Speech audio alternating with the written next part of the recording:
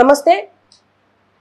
AP elections దగ్గరికి వస్తున్న కొద్దీ కొత్త పార్టీలు వస్తూనే ఉన్నాయి. మొన్న జై భారత్ పార్టీ, ఇప్పుడు ప్రస్తుతం ఎల్సీపీ పార్టీ అని ఒక పార్టీ వచ్చింది. మరి ఈ పార్టీ ఉద్దేశాలు అలాగే రావడానికి గల కారణాలు ఏంటి అనేది మనకు వివరించడానికి సీనియర్ జర్నలిస్ట్ దాము బాలాజీ ఉన్నారు. ఆయన అడిగి తెలుసుకుందాం. నమస్తే సార్. నమస్తే సార్, ఈ ఎల్సీపీ పార్టీ ఉద్దేశాలు ఏమిటి, రావడానికి గల కారణాలు ఏమున్నాయి అనుకుంటున్నారు?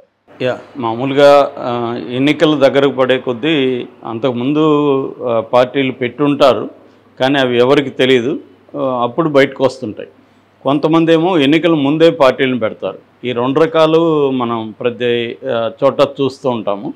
సో ఇప్పుడు ఆంధ్రప్రదేశ్లో ఆల్రెడీ ఇటు తెలుగుదేశం, ఇటు వైసీపీ, బీజేపీ, జనసేన, తర్వాత కాంగ్రెస్, ఇవి మెయిన్ పార్టీలు. ఇవి కాకుండా ఆల్రెడీ జై భారత్ పార్టీ అని జేడి లక్ష్మీనారాయణ పెట్టాడు. ఆయన కూడా క్లియర్గా తన ఉద్దేశాలు అవన్నీ చెప్పాడు. ఆయన 175 నియోజకవర్గాల్లో పోటీ చేస్తున్నట్టు కూడా ప్రకటించారు. అది కాకుండా ఆల్రెడీ కేఏ పాల్ ప్రజాశాంతి పార్టీ ఉంది. ఆయన కూడా లాస్ట్ ఎలక్షన్లో అన్ని చోట్ల చేశాడు, ఈసారి కూడా చేస్తానంటున్నాడు. అది కాకుండా లోక్సత్తా మన జయప్రకాష్ నారాయణ, ఆయన కూడా మాజీ ఐఏఎస్ ఆఫీసరు, ఆయన పార్టీ ఉంది. బట్ వాళ్ళు ఎలక్షన్లో పోటీ చేస్తారు లేదనే దాంట్లో క్లారిటీ లేదు. అవి కాకుండా బీఎస్పీ ఉంది, బహుజన్ సమాజ్ పార్టీ, సమాజ్వాదీ పార్టీ ఉంది, ఎస్పీ ఉంది. కాకపోతే సమాజ్వాదీ పార్టీ సైకిల్ గుర్తు మీద పోటీ చేయకూడదు అనేది ఒక రూల్ ఉంది. వాళ్ళ చంద్రబాబుకి తెలుగుదేశానికి సైకిల్ ఉంది కాబట్టి వాళ్ళు చేయకూడదు, కానీ వాళ్ళు చేస్తారో లేదో తెలీదు. అట్లాగే రిపబ్లికన్ పార్టీ ఒకటి ఉంది, అది కూడా రంగంలో ఉంది. అది కాకుండా లాస్ట్ ఇయర్ రామచంద్ర యాదవ్, పొంగనూరుకు సంబంధించిన ఇండస్ట్రియలిస్టు, ఆయన భారతీయ చైతన్య యోజన పార్టీ అనేది ఒకటి పెట్టాడు. బీసీవైపీ అనే పార్టీ ఆయన పెట్టారు. సో ఆయన నేను అన్నిట్లో పోటీ చేస్తాను అంటున్నాడు, కానీ ఆ తర్వాత పెద్ద సౌండ్ లేదు ఆయన. సో ఆయన మధ్య ఇంటర్వ్యూలు అవన్నీ ఇచ్చాడు, కానీ ఆ తర్వాత పెద్దగా ఆయన ఇది లేదు. మొన్న పవన్ కళ్యాణ్ జనసేన సింబల్కి సంబంధించిన ఒక గొడవ జరిగింది. అప్పుడు ఒక పార్టీ పేరు బయటకు వచ్చింది. అదేంటంటే రాష్ట్రీయ ప్రజా కాంగ్రెస్ పార్టీ. మేడా శ్రీనివాస్ అని ఆయన కోర్టుకు వెళ్ళాడు.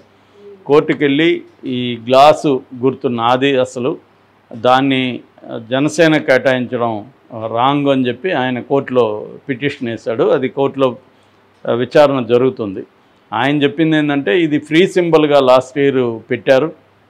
ఫ్రీ సింబల్ పెట్టినప్పుడు ఎవరైనా తీసుకోవచ్చు, నేను అప్లై చేశాను దానికి ముందుగా, నాకు ఇవ్వకుండా జనసేనకి ఇచ్చారు, అది రాంగు. జనసేన నాతో కన్సల్ట్ అవ్వకుండా దాన్ని ఓకే చేసింది, కాబట్టి దాన్ని నాకే కేటాయించాలని ఆయన కోర్టులో వేశారు. ఇప్పుడు కొత్తగా నిన్న గుంటూరులో బైబిల్ మిషన్ గ్రౌండ్స్లో ఒక సభ జరిగింది. ఆ సభ పేరు అధిక జన మహాసంకల్ప సభ.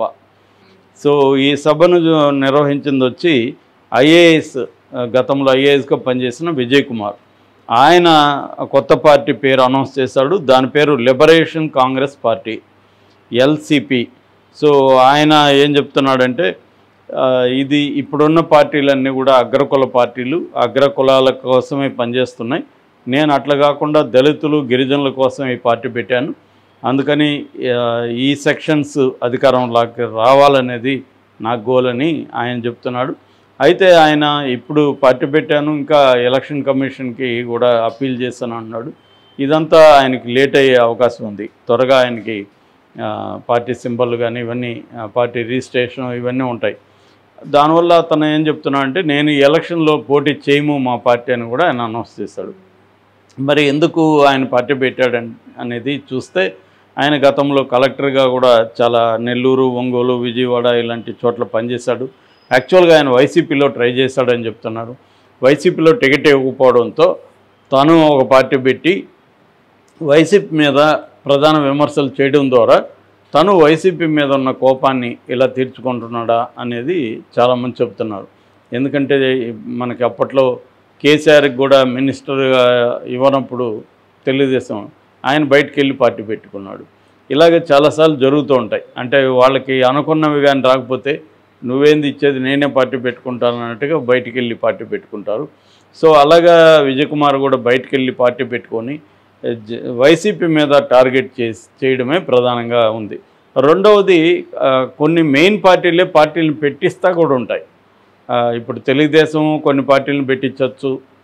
ఎందుకంటే వైసీపీకి ఏ వర్గాల్లో బలం ఉందో ఆ వర్గాలని దెబ్బతీయడానికి ఆ వర్గాల నుంచి నాయకుల్ని బయటికి పిలిచి ఆ వర్గాల నుంచి ప్రధానమైన కొంతమంది వ్యక్తుల్ని బయటికి పిలిచి పార్టీలను పెట్టించడం ద్వారా ఆ వర్గాలను ఏదో ఒక మేరకి, అంటే ప్రతి నియోజకవర్గంలో 1000-2000 ఓట్లని ఇన్ఫ్లుయెన్స్ చేయగలిగినా కూడా టైట్ ఫైట్ ఉన్న చోట ఖచ్చితంగా హెల్ప్ అవుతుంది.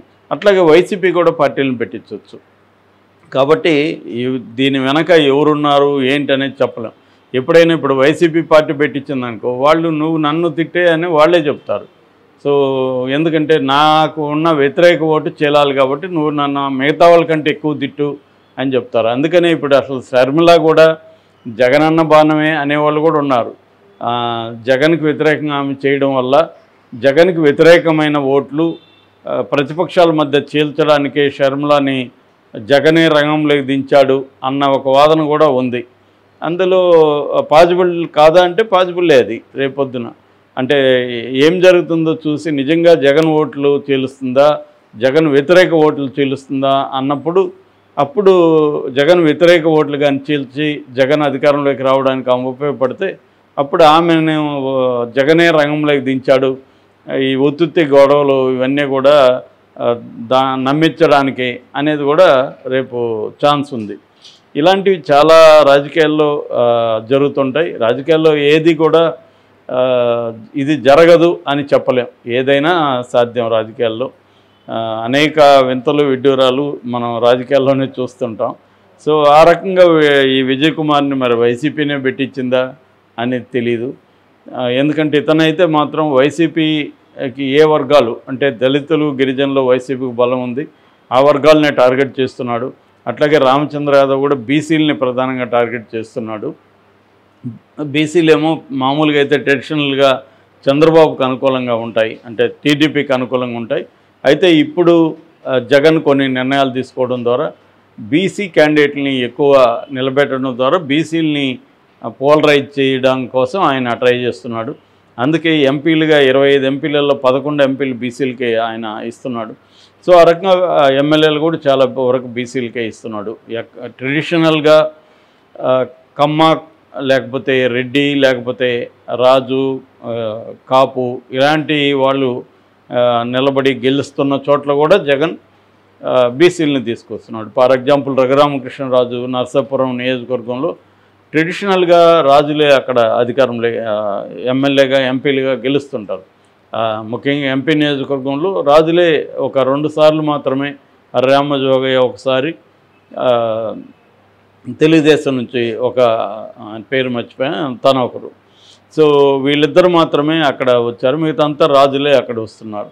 సో ఈ కాంటెక్స్ట్లో జగన్ అక్కడ ఉమాబాల్ని సిటిబల్ బీసీ ఆమెను నిలబెట్టాడు. అలాగే చాలా చోట్ల అతను కాపు కమ్మ కాంబినేషన్ బలంగా ఉన్న చోట బీసీలని తీసుకురావడం ద్వారా బీసీ పోలరైజేషన్ని తను ట్రై చేస్తున్నాడు. సో ఎందుకంటే కమ్మ కాపు కలిసినా కూడా స్టాటిస్టికల్గా తీసినప్పుడు బీసీలు ఎక్కువ ఉంటారు. సో బీసీలు కానీ పోలరైజ్ అవ్వగలిగితే తను విన్నింగ్ పాసిబిలిటీ ఎక్కువ ఉంటుంది అనేది జగన్ ఒక ప్లాన్ వేశాడు. అది ఎంతవరకు సాధ్యం అనేది చూడాలి. సో ఈ కాంటెక్స్ట్లో పొలిటికల్ పార్టీలు అనేవి కొత్త పుట్టడం అనేది పెద్ద ఆశ్చర్యం లేదు. విజయ్ కుమార్ పార్టీ మరి ఎంత వరకు తన సత్తా చాటుతుందనేది చూడాలి మనం.